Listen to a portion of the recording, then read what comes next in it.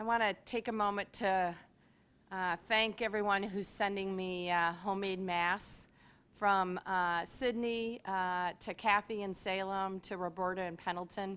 Thank you. We really appreciate your efforts. I'm here today with Dr. Dean Seidlinger, our state epidemiologist. We held a press conference more than a week ago to sound the alarm. Oregon, we ventured out onto the ice together, and that ice has begun to crack. Before we fall through the ice, we need to take additional steps to protect ourselves and our communities. Oregonians have been doing great work to wear face coverings and being very creative about them, I must say. And we're certainly adjusting our lifestyles in response to the pandemic. So far, that has allowed us to avoid becoming the next New York or the next Texas. That said, the COVID-19 virus is continuing to spread too quickly across Oregon. So it's time for further actions to stop the spread of this disease. Keep in mind, this is not an on or off switch. This disease is something that, for the time being, we must learn to live with. However, when we see the numbers rise, we must respond in turn. We must dim the lights. We must scale back, limit our interactions, take more precautions. To that end, I'm making several changes to Oregon's rules and guidelines on the pandemic. These will all be effective Friday, July 24th, and these are statewide rules. First, at the recommendation of medical experts at the Oregon Health Authority and my medical advisory panel, I am expanding the face covering requirement to include younger children. All children ages 5 and older must wear face coverings in public indoor spaces and outdoors where physical distancing cannot be maintained. If your child is 5 or older, you will need to help them wear a face covering to protect themselves and others. We will keep in place the existing recommendation, not a requirement, for face coverings for children between the ages of 2 and 5. This requirement will be consistent with our guidance for schools. Later today, the Oregon Department of Education will release its updated Ready Schools, Safe Learners guidelines that includes this particular change amongst others. As we continue to learn that transmission of the disease is reduced with face coverings, we are also removing exceptions, including when inside gyms, even when exercising. Secondly, I am lowering the gathering size limits for indoor venues, such as larger restaurants, bars, community centers, churches, and other houses of worship, movie theaters, and gyms, from a maximum of 250 people down to 100. This reduction will begin on Friday as well. The outdoor venue cap will be maintained at 250 at this time. We know that indoor gatherings pose a much higher risk than outdoors, and large groups can easily become super spreader events if safety precautions are not followed. We need to avoid this in order to save lives. My order limiting indoor social get-togethers to 10 people remains in place statewide. Finally, in Phase 2 counties, restaurants and bars are currently able to serve food and alcohol until midnight. Starting this Friday, service will end at 10 p.m. statewide. Some people are going to hear this announcement and think these restrictions don't go far enough. They'll say we should completely close all restaurants and bars or move them to outdoor service only. They are legitimately worried about their family members, their friends, and of course their neighbors.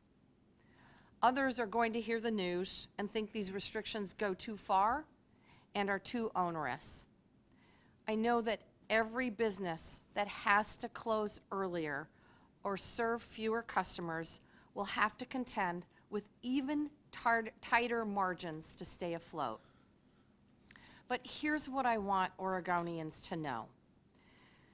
I don't make these decisions lightly, and there are no easy choices. It's up to all of us to do our part to look out for one another. Oregon, we are going to get through this together. There are a few more things that I want to mention briefly. First, I anticipate that we will provide an update to the county watch list in the next couple of days. Several counties on the watch list continue to experience very rapid spread of the disease, while others may be in a position to be taken off the list because they are seeing fewer sporadic cases and fewer cases overall than at the peak of their local outbreaks. Unfortunately, we may also need to add a few other counties to the watch list. We will provide this update to you and to county leaders as soon as it's available. Second, we are seeing a number of cases due to tourism.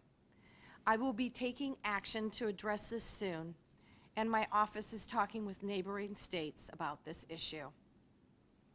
I've already directed my team and the Oregon Health Authority to evaluate the process for restricting tourist travel into Oregon from the states with high infection rates, or requiring mandatory quarantine for people coming here from hotspots. Together, we are taking these steps to protect Oregon, to dim the lights, to slow the spread. I do, fortunately, have one piece of good news. We are starting to allow outdoor visits to residents of long-term care facilities where there is no evidence of the virus. Let me be clear, these are outdoor visits only, and only in facilities where there are not COVID-19 cases. You can get more information about visiting your loved ones at the Oregon Department of Human Services website.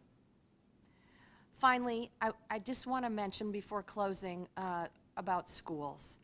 Experts at the Oregon Health Authority and the Oregon Department of Education have been working literally around the clock with local public health professionals to draft clear metrics for school reopening. We expect to release these metrics in the next several days to help districts and school boards, both large and small, make these difficult decisions. But one thing is very clear. School in the fall will not look like a normal year. Many, if not most, Oregon students are in districts that will focus on online distance learning or have a hybrid model of some online education and limited in-person classroom time. Whether or not kids return to school buildings this fall, we absolutely must provide the very best education possible for every single Oregon student. I'm working with public health officials to make sure that the school experience is safe.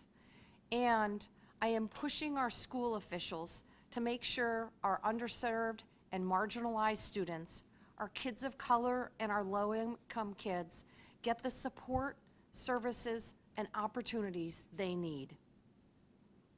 This is all hard. It's really hard. It is lasting much longer, and this virus is much tougher to beat than any of us would ever wish. The COVID-19 virus is extremely contagious. Many more young people are contacting the disease, and many people don't show symptoms for days.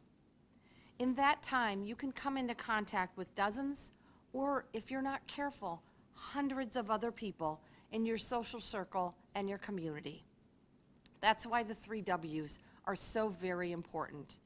Wear a face covering, watch your social distance, and of course, wash your hands. It still may be possible for us to keep our restaurants and shops open, to gather in groups, to continue to hike, camp, and get out into state parks. But it all depends on you. Your choices determine our future. If we don't slow the spread of the virus, I will have no choice but to force widespread and difficult closures again. We are truly all in this together. Thank you, and I'm happy to turn it over to Dr. Dean Seidlinger. Thank you, Governor Brown.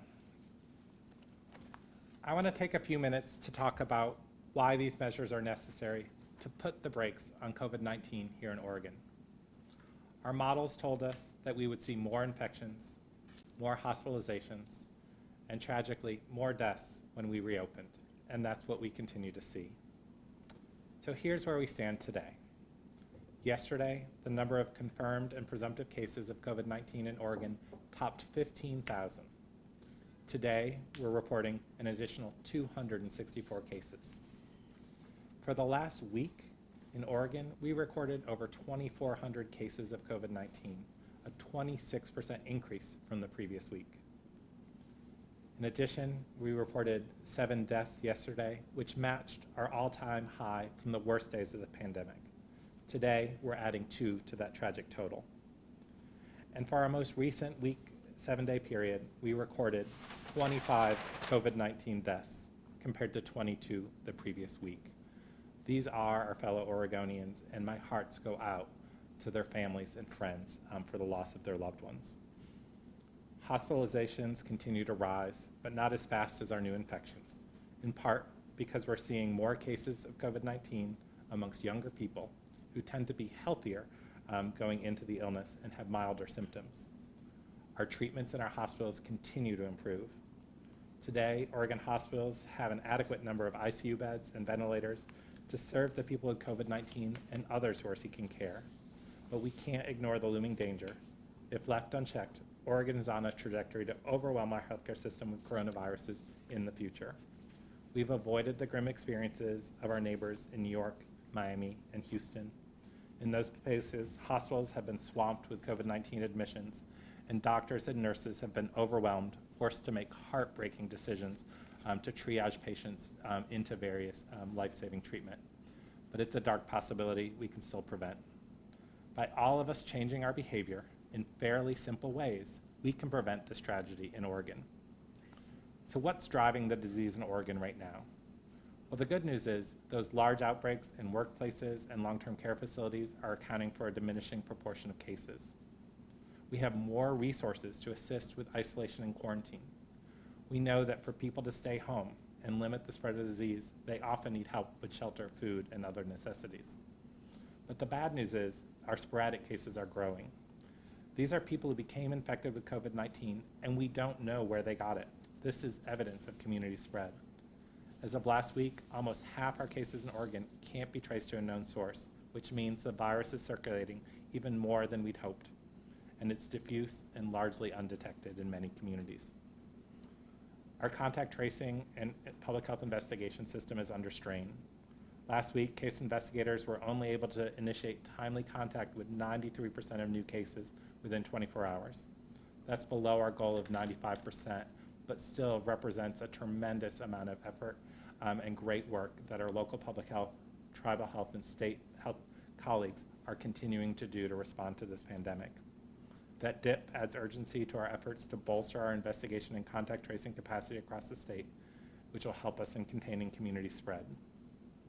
But how do we suppress the transmission of COVID-19 and drive our rates back down? The steps that Governor Brown announced today will build on the previous measures we have in Oregon. They're designed to slow the community spread, especially those clusters of people getting together to see families and friends. We hope to curb the virus in places where new infections are most likely to occur and address our hotspot counties where COVID-19 cases are heavily concentrated and spreading rapidly. In particular, we're concerned about several of our rural and eastern Oregon counties that have our highest rates of cases and community spread right now. I appreciate Governor Brown taking these steps today. Reducing the gathering sizes and venues from 250 to 100, even in Phase 2 counties, means that fewer people will come together in confined spaces. This reduces the super spreader events we've seen in the state and around the nation, and the farther apart we are, the harder it is for the virus to get from one person to another. Our new face covering requirements are going to protect Oregonians. We learn more and more about this important tool every day. They slow the spread of COVID-19, they protect the people around you, and there's more evidence that they offer protection to you as well. They filter out virus particles that can cause infection. Among today's actions, we're extending the face covering guidance to children 5 and above, and this will lessen the risks to those around young children. The 10 p.m. curfew on all restaurants and bars will help to limit some of the time people can spend socializing together. I appreciate, as does Governor Brown, the efforts that so many of our bars and restaurants have made to provide a safer experience to their customers, but a uniform curfew curtails the amount of time people can interact and will have fewer opportunities to spread. So without a vaccine or a more effective treatment, these social mitigation strategies are the best tools we have to slow the spread of coronavirus in Oregon. We'll continue to evaluate our tools and our options until we can check the growth of transmission rates in our state and bring COVID-19 back under control.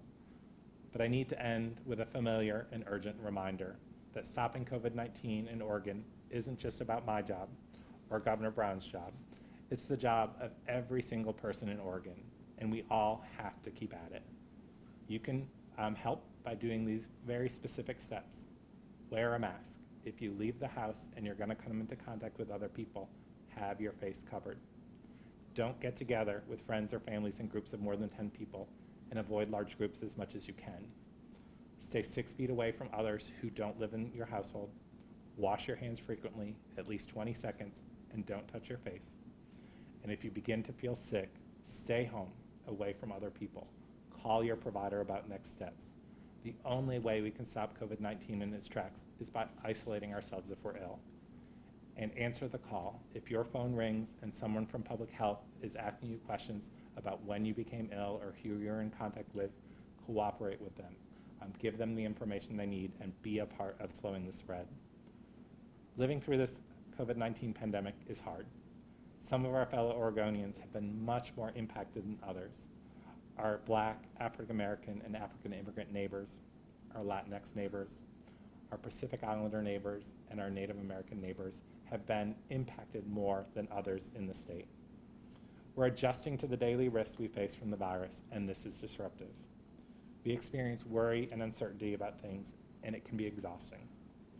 We have the power to stop COVID-19 in its tracks without shutting down our entire state.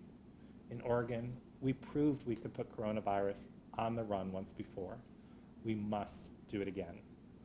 So thank you for doing your part to protect yourself, your family, your friends and neighbors, and your coworkers. Your health depends on everyone around you, and the health of everyone around you depends on your actions. So we'll get through this together, and thank you. Thank you, Dr. Seidlinger. I think we're ready for questions at this point. Hey everyone, Charles Boyle from the Governor's Office. Please go ahead and press 0 to get into the question queue. We have a restricted schedule today, so we won't be able to get through as many questions, but we'll try to get to as many as we can. Up first, we've got Lauren Dake with OPB. Go ahead, Lauren. Hi, Governor. Thank you for taking this question. I'm going to shift quickly to a question about the protests. There's been a lot of attention, rightly so, on the federal tactics that we've seen, but Portland Police and other Oregon State Police have used similar tactics in the past.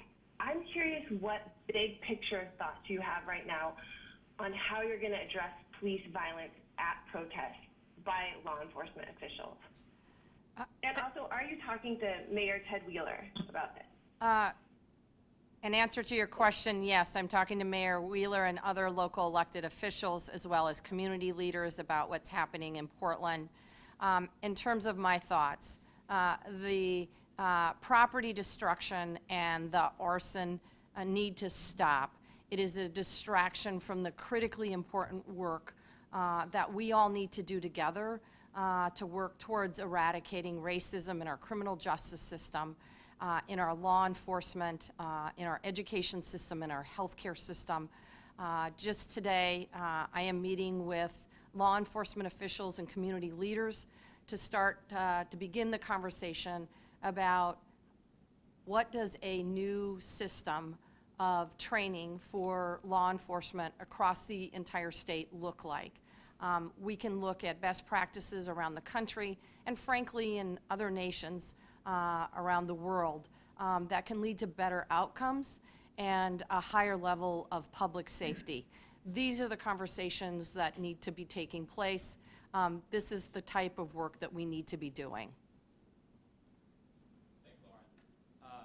Next up, we have a question from Lisa Balick. Lisa writes with COIN.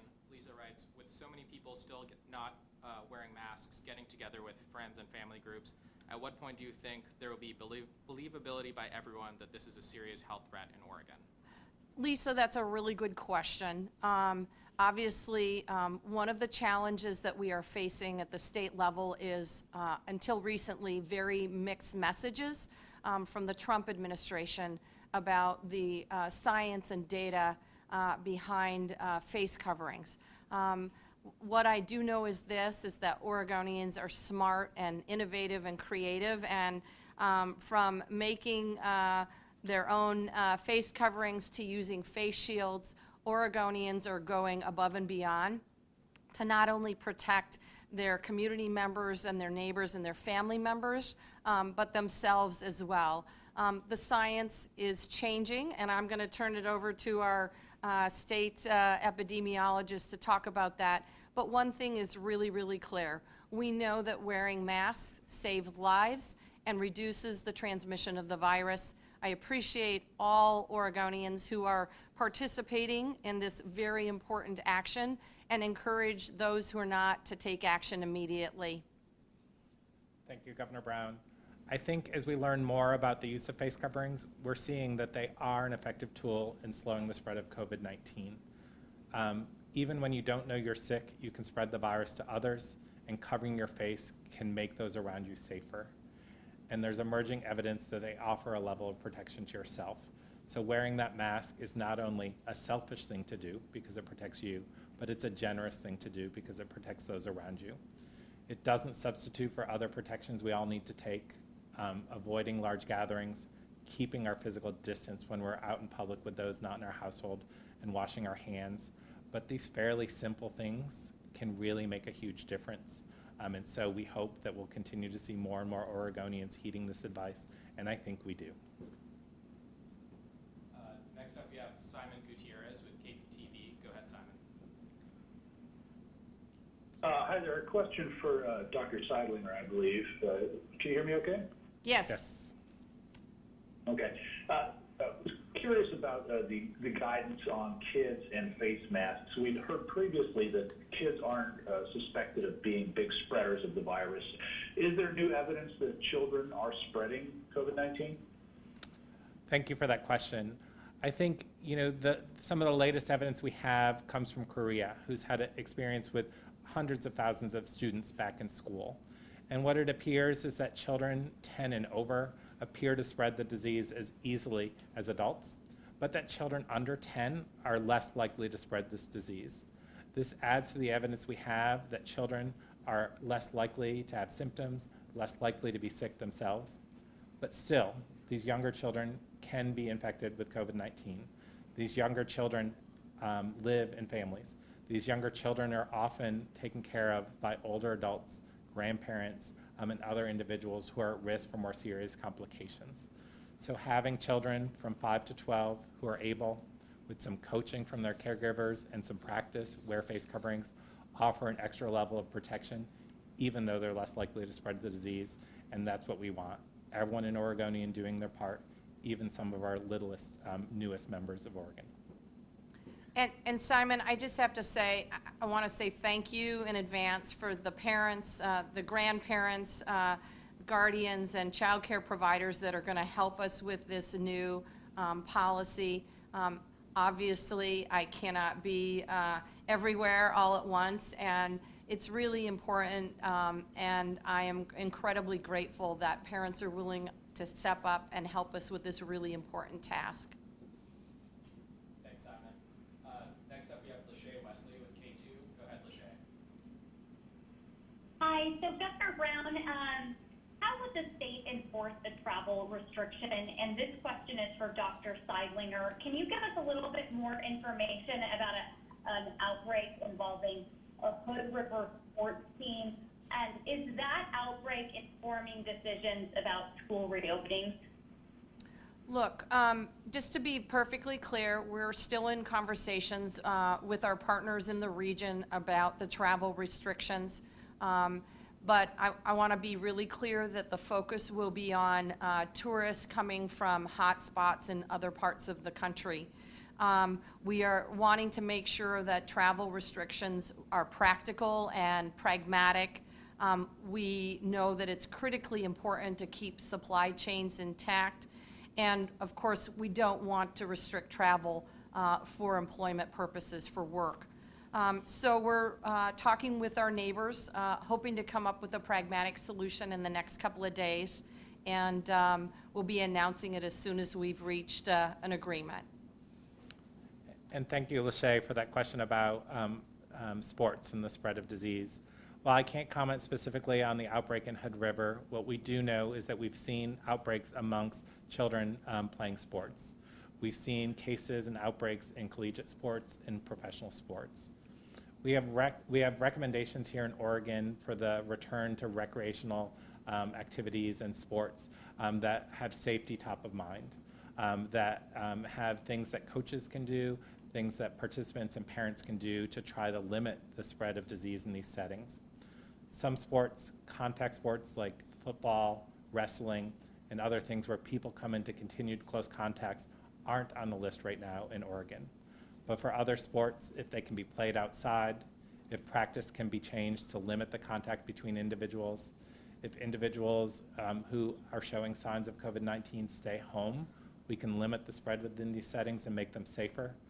But as we bring people together, we do know that we will see risk of spread from one person to another.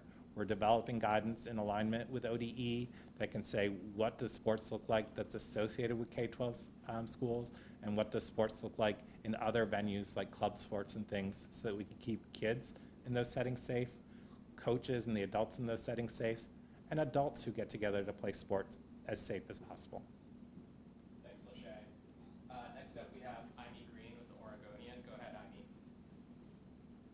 Hi, yes, thank you, Governor. I wanted to ask you if you would consider holding press conferences and question and answer sessions with reporters more frequently. Other governors, Governor Cuomo of New York held daily briefings for more than 100 days. I feel like there's a lot of questions we have, and we're just not able to get answers through email. And would like to hear directly from you. Would you consider that? Thank you, Amy. Thank you, Amy. As you might recall, at some point during the pandemic, we were doing daily press avails. No offense to Governor Cuomo, but we don't quite have the communications team that he has. I'll certainly take it back to my team and see if we can't ramp up our availability. Thanks, Amy. Amy, Amy, do you have another question? Oh, I was just saying, it doesn't even have to be daily, even twice a week or on some more regular basis, because I feel like there's a lot of interest. Okay, thank you. Thanks, Amy. Next up, we have Kristen Severance with KGW. Go ahead, Kristen. Hi, thank you for my question. Governor Brown, this is for you. There are thousands of Oregon teachers who formed a group called Oregon for a Safe Return to Campus. And there's about 9,000 members, and they're asking for something very simple, very clear, I should say. They want 14 days of no new cases before you would open up school. What do you think of this request? So I will just say to parents across the state, school reopening is going to look different than it has in the past. And whether or not kids return to school buildings, we have to provide the best education to all of our kids, regardless of who they are or where they live in the state. We are working with our teachers, our parents, our school officials, with local public health, and with medical experts to determine how we can do this safely. We have to protect the health and safety of our children, of our teachers, and our professional staff. We are working to develop public health metrics that schools across the state will need to use to determine when districts can conduct in-person education safely. And I'll let Dr. Seidlinger speak to the specifics of the request. Thank you, Governor Brown. I think like Governor Brown and this group of teachers, the safe return of students, teachers, and staff into school settings is a priority for me as a public health professional and as a pediatrician. We know that getting kids in front of a trained teacher to receive quality education can really make an impact on those children, but we need to do it safely. We can't have schools severely impacted by COVID-19 amongst students or teachers or staff. And we have to have them confident of the steps that schools are taking to make it safe. The Oregon Department of Education guidance, which was developed in consultation with the Oregon Health Authority, offers some real protections for all individuals who return to school, whether in a hybrid model or fully back to school. What we know from other countries that have successfully returned students, teachers, and staff to school is that they had low rates of virus circulating in the community. So we're looking at what are those rates that would really limit the spread into schools, and then how do we support schools if a case is identified? Because the safety of everyone on campus is of the utmost importance, but so is getting kids back to a quality education, even if that looks different. Yes, comprehensive distance learning works for many, but it often fails some groups of students. Our youngest students, our poorest students, and some of our rural students, so we need to do everything we can to try and have a safe return to school. And part of that is looking at the disease spread in the community and doing outreach to groups, teachers, parents, school boards, public health partners about how to do this safely. Thanks, Kristen. We have time for just a couple more questions, so we'll go next to Sam Stites with Hamlet Media. Go ahead, Sam. Yeah, hi, Governor. Clackamas County Commissioners have talked for the past few weeks about they've been expressing a desire to be decoupled from their metro neighbors. I know that Washington County Commissioners have also kind of discussed this.